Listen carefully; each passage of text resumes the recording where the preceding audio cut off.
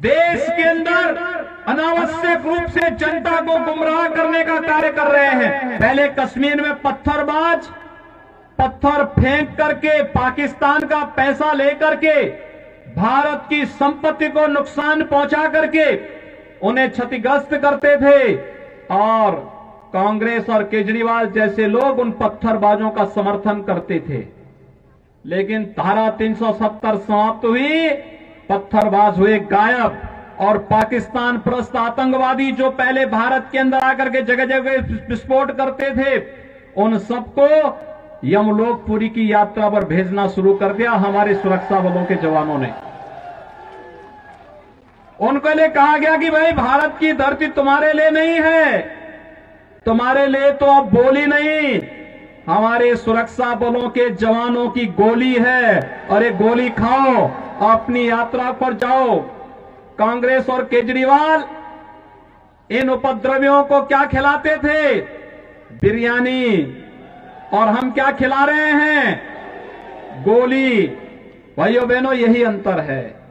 भारत माता के प्रति अगर इनके मन में सम्मान होता, आतंकवादियों के सामने, नक्सलवादियों के सामने घुटने नहीं टेकते, पाकिस्तान का खौफ खड़ा नहीं करते। याद करिए, मुंबई पे आतंकी विस्फोट, आतंकी हमला हुआ था और तब कांग्रेस नेतृत्व की सरकार थी और तब केजरीवाल भी कोई एक एनजीओ चला करके यहां पर जनता को बेवकूफ बनाने का कार्य तब भी करता था।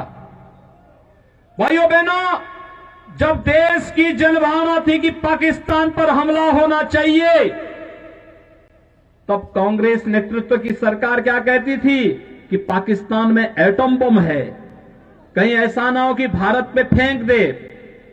लेकिन इस बार आपने देखा होगा, फरवरी माह में जब पुलवामा में हमला होता है तो मोदी जी ने अगले दिन ही कहा, उन्होंने कहा था, भाइयों बहनों, यही फरवरी का महीना था और तब 1 वर्ष पहले प्रधानमंत्री मोदी जी ने कहा था कि ये देश की सेना तय करेगी, मूर्ति भी तय करेगी, स्थान भी तय करेगी और पाकिस्तान ने जो किया है उसको उसकी सजा अवश्य दी जाएगी और पाकिस्तान के अंदर एयर स्ट्राइक होता है। इमरान खान दुनिया के अंदर आपने देखा होगा, जान की भीख मांगते हुए घूमता हुआ फिर रहा था और उस समय इमरान खान ने कह रहा था कि भारत हमला कर देगा। तस्वीर बदल गई। पहले भारत के अंदर की सरकार कहती थी कि पाकिस्तान एटम बम फेंक देगा, आज पाकिस्तान भयभीत होकर के कहता है कि भारत के अंदर मोदी जी के नेतृत्व की सरकार कहीं पाकिस्तान पे हमला करके पाकिस्तान का अस्तित्व ही समाप्त न कर दे। भारत के दुश्मन, पाकिस्तान की भाषा बोलने वाले लोग आज जगह जगह धरना प्रदर्शन करके भारत की व्यवस्था को जैसे अव्यवस्था पैदा करने का कार्य कर रहे हैं। भाइयों बहनों, ये जो धरने नागरिकता कानून के विरोध में जगह जगह किए जा रहे हैं और पाकिस्तान के एक मंत्री के द्वारा केजरीवाल के समर्थन में बयान जारी करना, ये सब कड़ी एक दूसरे के साथ जोड़ता हुआ दिखाई देता है और यही अपील करने के लिए आज हम सब आपके बीच आए हैं। आपने देखा होगा, कश्मीर में धारा 370 समाप्त हुई, 3 तलाक की कुप्रथा सदैव के लिए समाप्त हो गई।